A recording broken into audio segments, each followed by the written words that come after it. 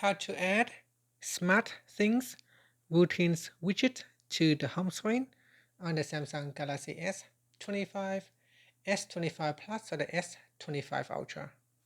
First, tap on the home button to return back to the home screen. Then on the home screen, touch and hold. Next, we then go down and then tap on Widgets. And from here, scroll down, then tap on SmartThings.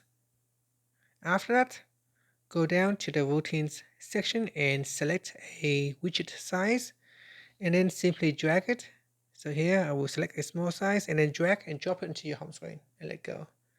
Here you can resize the widget to make it smaller or larger, and then you can touch and hold on the widget, then tap on Settings, and then tap on Location. Here select your location, and then in here select one of the existing routine, or you can create a new routine.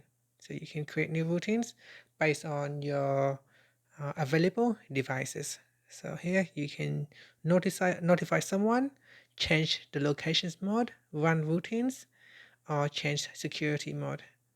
And that's it. So let's say if I want to notify someone, I can send notification to members or play message on speakers, and then here I can turn it on, then send message hello, then tap on done, and then tap on saved, then tap on saved,